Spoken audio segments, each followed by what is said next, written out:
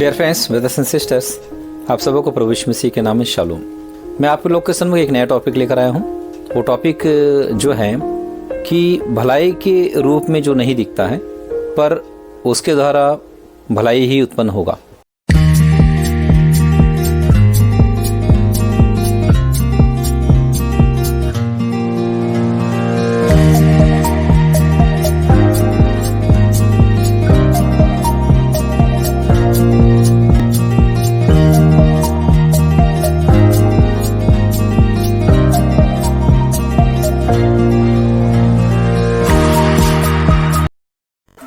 आज के दिन हमारे ध्यान का अंश है दुखों के द्वारा होने वाली भलाई।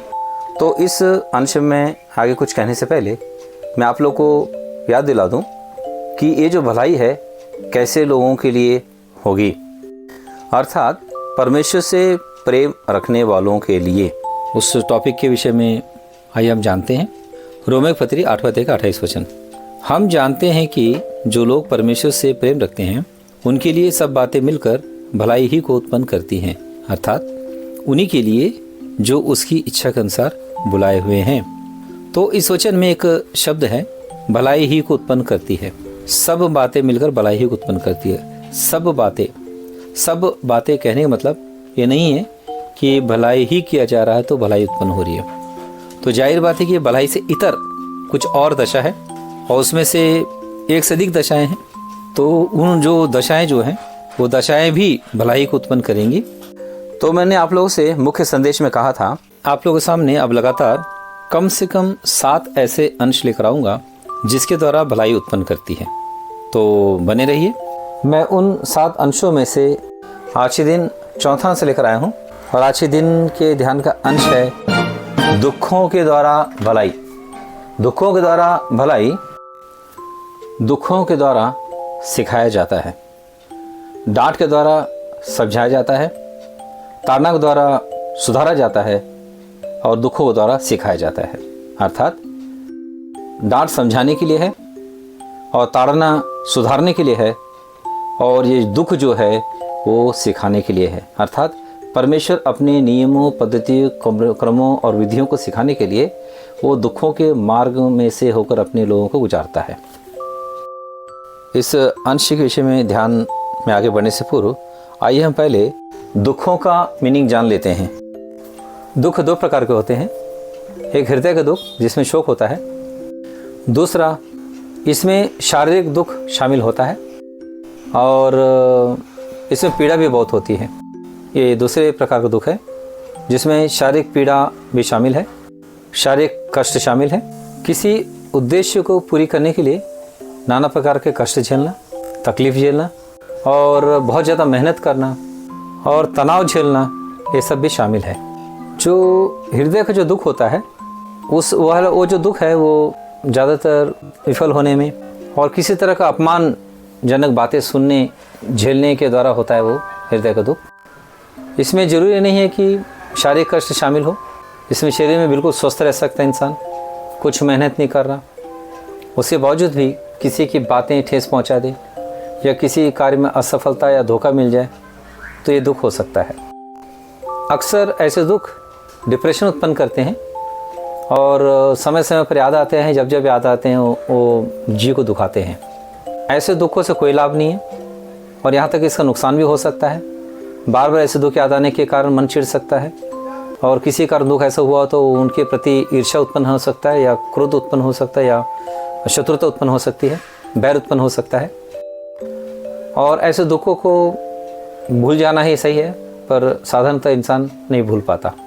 और जो दूसरे तरह का जो दुख है जिसमें शारीरिक कष्ट शामिल है, तो ऐसा नहीं है कि इसके द्वारा जी दुखता हो या बुरा लगता हो और इसका कोई नुकसान ही हो। ऐसे तो मानव जीवन में ये दोनों तरह के दुख होते हैं, पर जो दूसरे तरह का जो दुख है, इस दुख को उठाने के द्वारा कुछ लाभ भी हो सकता है। क्योंकि जब मनुष्य किसी तरह का ट्रेनिंग लेता है, जैसे मिलिट्री ट्रेनिंग हो गया या कोई हार्ड ट्रेनिंग हो गया, किसी रेसलर का जो ट्रेनिंग हो गया या किसी प्लेयर का ट्रेनिंग हो गया।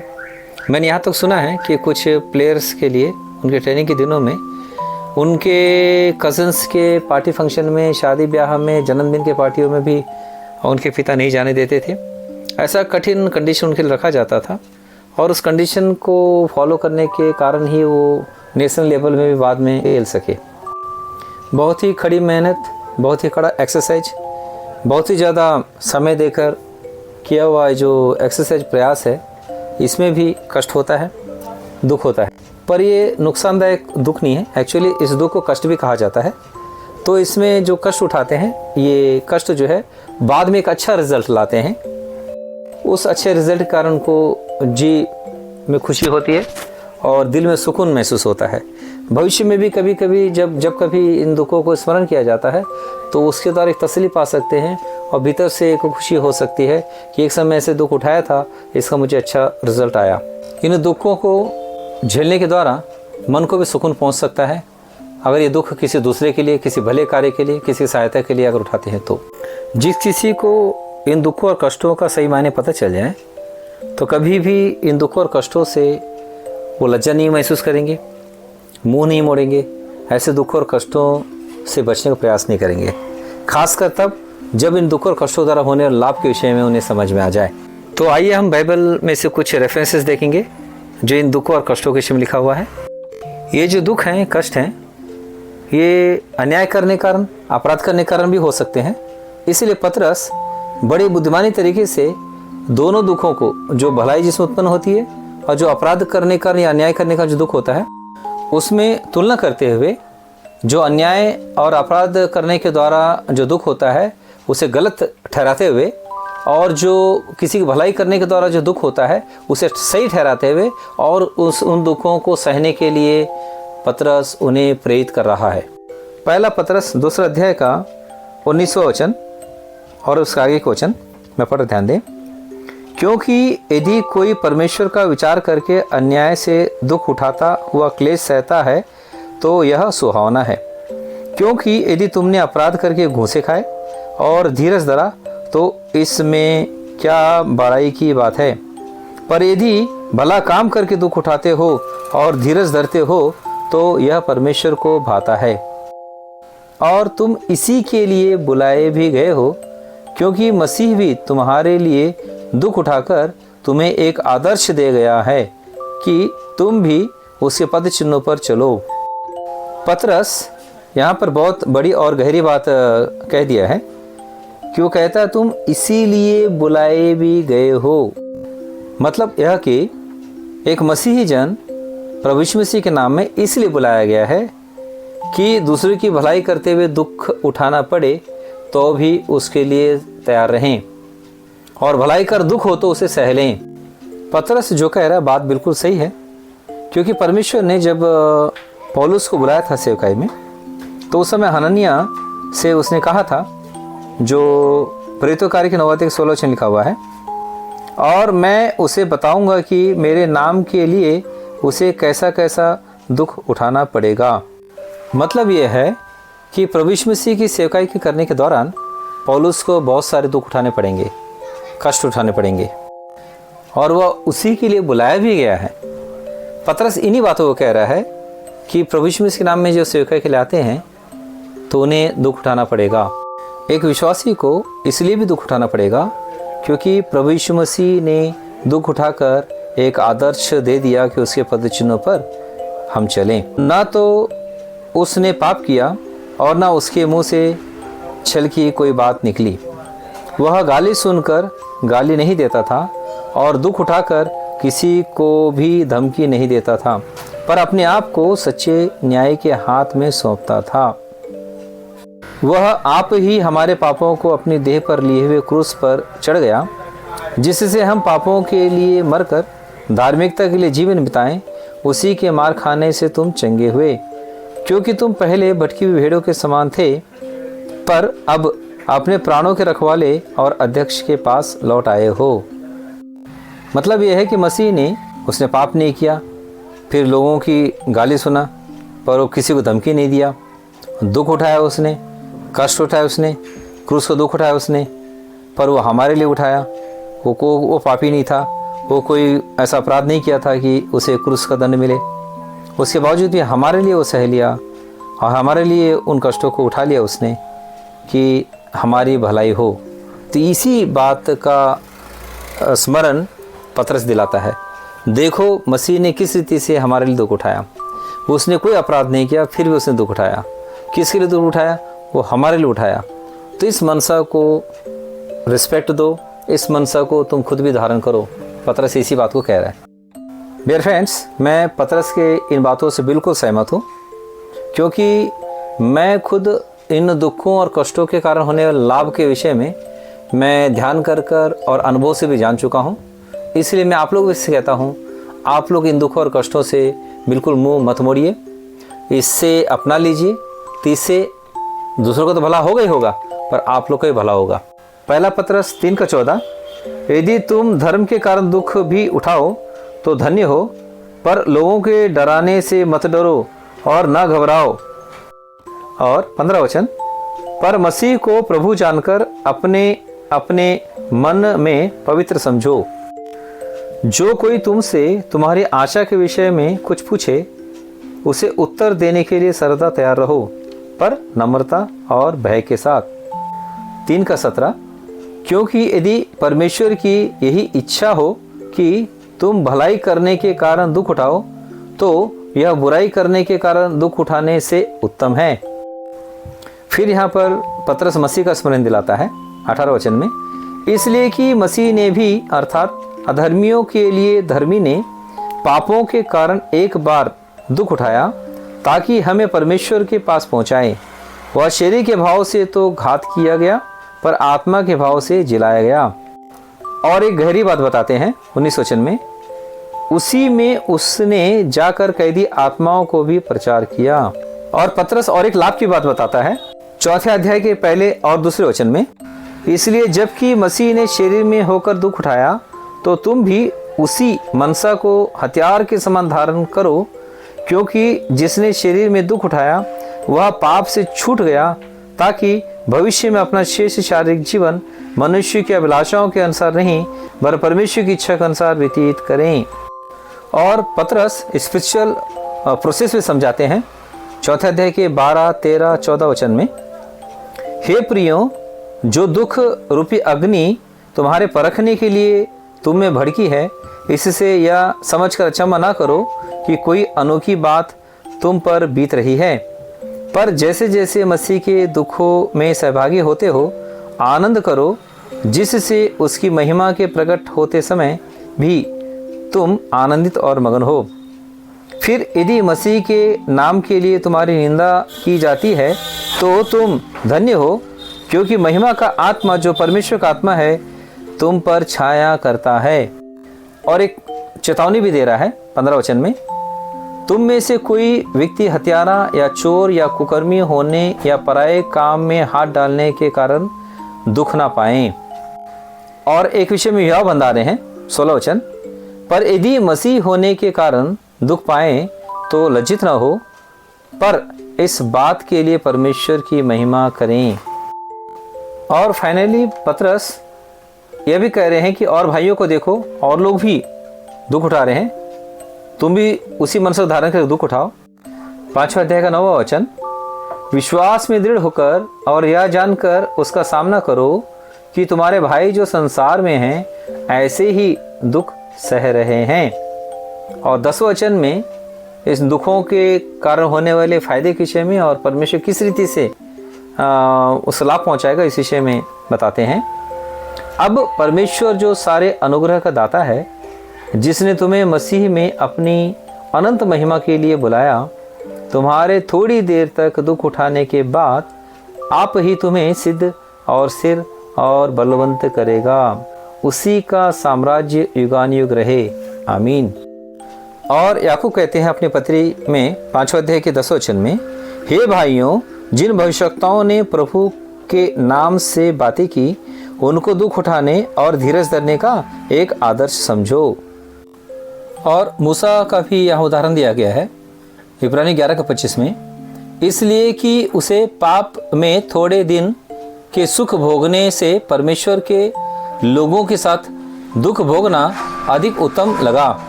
और पौलुस भी तीमुथियुस से कहता है 2 तीमुथियुस 1:8 में, इसलिए हमारे प्रभु की गवाही से और मुझ में जो उसका कैदी हूँ लज्जित ना हो, पर उस परमेश्वर की सामर्थ्य के अनुसार सुसमाचार के लिए मेरे साथ दुख उठा।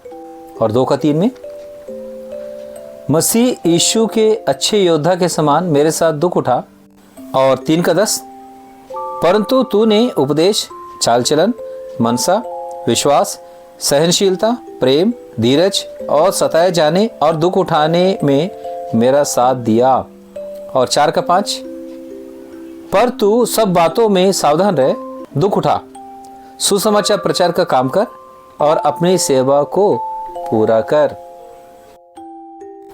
इब्रानियों 12:7, तुम दुख को ताड़ना समझ के सह लो, परमेश्वर तुम्हें पुत्र जानकर तुम्हारे साथ बर्ताव करता है। वह कौन सा पुत्र है जिसकी ताड़ना पिता नहीं करता।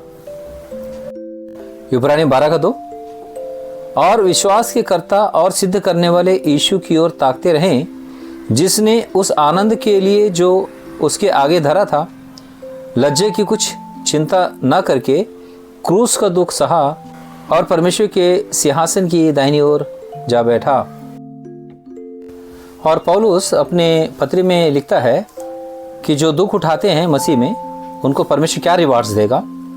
2 थिस्सलुनीकियों 1:5, यह परमेश्वर के सच्चे न्याय का स्पष्ट प्रमाण है कि तुम परमेश्वर के राज्य के योग्य ठहरो, जिसके लिए तुम दुख भी उठाते हो।